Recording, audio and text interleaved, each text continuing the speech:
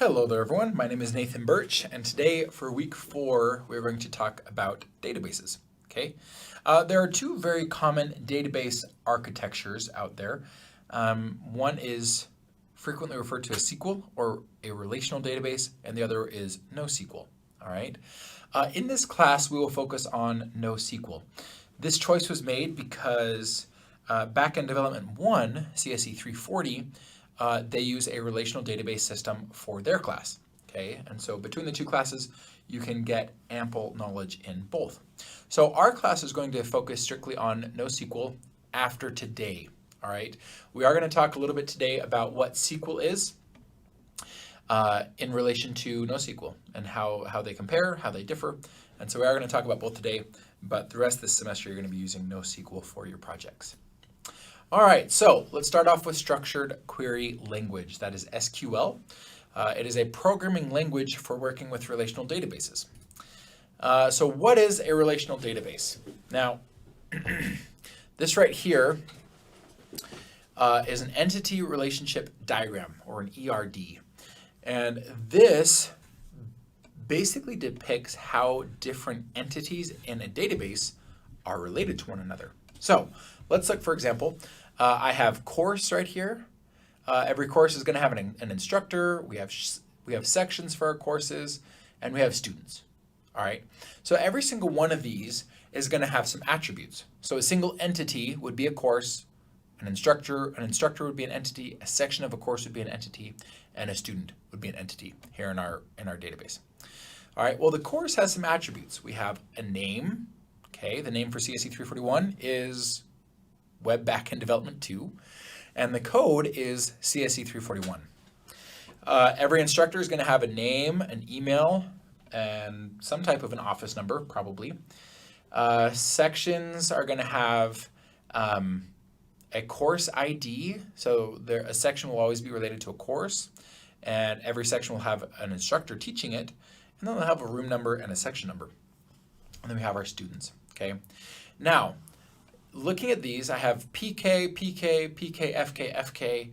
So these are what we call keys in a relational database system. So we have PK is primary key, and just about every entity that you find in a relational database will have a primary key. So I have a course ID, instructor ID, section ID, student ID. These are our primary keys. This allows me to reference any piece of data uniquely. Even if there happens to be some instructor with my same name, or a student with the same name, coincidentally the same email or phone number, no matter what the emails are, no matter what the phone numbers or the names are or the course codes are, I have a way to uniquely identify every single piece of data in my whole database. Okay. Now the foreign keys are generally going to reference a primary key. So right here inside of a section, I say, okay, we have a primary key, which is section ID. So every section will have a section ID. But then every section will reference the primary key in the course table. All right, so these are tables here that are representing our entities here in our database. And so course ID will reference the course ID in the course table, and instructor ID will reference the instructor ID in the instructor table. All right, this would not work if these primary keys were not unique. But because every instructor and every course will have a unique ID, then I can grab a section and be like, okay, this section is connected to this course and this instructor, and there's no question about it because the IDs are unique. Then I have a student, okay? Students will also have a student ID, which will be a primary key. We all have BYUI numbers, okay? It is very likely that those are our unique primary keys in the database system here at BYUI.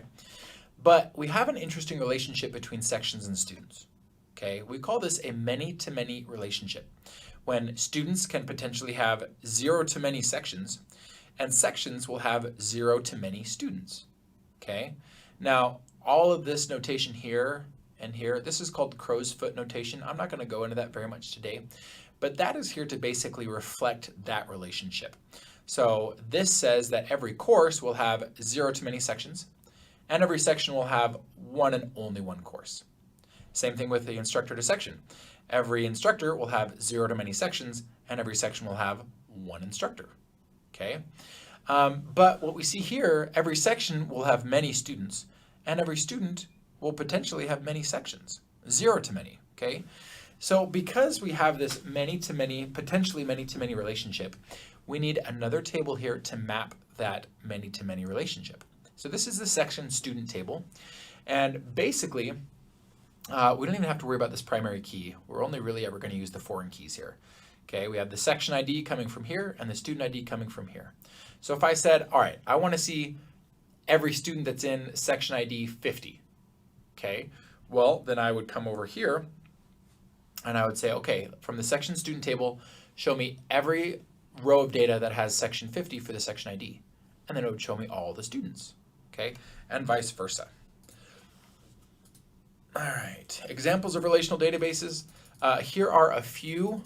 There are many more, okay? Some of these are a lot more widely used than others, but these are all relational database systems. Now let's go into NoSQL a little bit, okay? NoSQL supports large numbers of concurrent users. Relational databases can too. NoSQL delivers highly responsive experiences to a globally distributed base of users. It's always available. There's no downtime, and handles semi and unstructured data. Okay, now that is a double-edged sword. That is a good thing oftentimes, and it can be a bad thing if not organized well. And rapidly adapt to changing requirements with frequent updates and new features.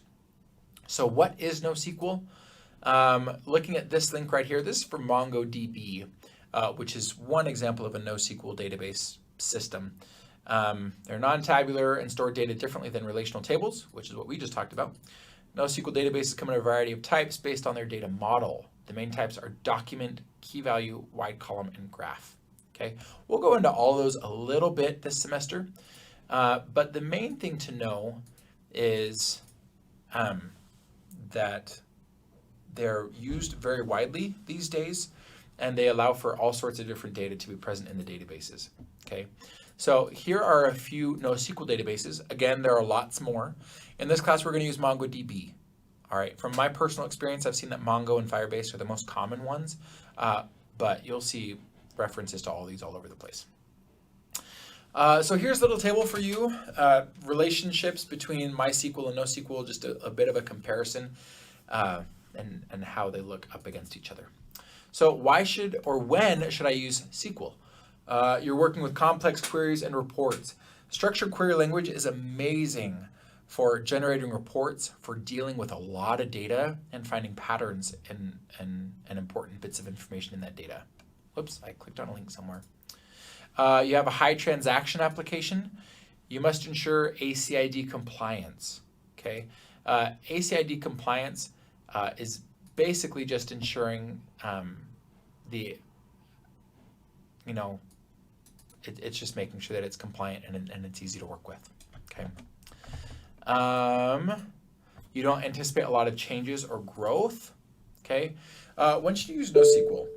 The reason why I say that you're not anticipating lots of changes or growth is because once you've set up a relational database with tables, it's really quite a bit of work to change that, because you'd have to change all the tables, where the foreign keys and primary keys are.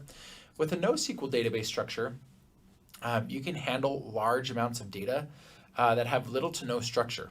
Now again, for better or worse, okay, this can cause errors down the line, but if you're careful, it can also be really, really nice. When you need to make the most of cloud computing and storage, when you need speedy development to boost horizontal scalability or application growth when we're adding new features to an application, NoSQL is awesome because I don't have to go back and change stuff that I've already done. I can just kind of move forward. So we're not going to look at that SQL example, but I do want to look at a NoSQL example. All right, so I just pulled up a Firebase database, okay? Notice the console's just here. I just pulled up a web page and I can view my database. But we don't have tables here. Instead, we have what are generally called documents, okay? Now, this looks a lot like JSON, right? This is basically just a JSON object. It works really well with JavaScript because I can just save JSON data or JavaScript objects directly to a database. Now, this is the same with Firebase as it is with MongoDB. MongoDB, you're going to end up downloading something called Mongo, or I think it's just called Compass. You're going to download that, and it will be a nice graphical user interface to view your database, to see where your data is, When you modify that database, you can view it in the database, and it's great. So NoSQL databases are awesome because you can just save data directly from JavaScript, and you can save it all in one place, which makes it really easy to work with. It can make it perform really quickly because I'm not making a bunch of database calls to get a single set of data. Rather, all of the data is just right here, the same way that it was when I was working with it in an application. Let me pull up MongoDB Compass here. So here's what this one looks like. I have just a small test database right here. I have a user, which is an object, and products.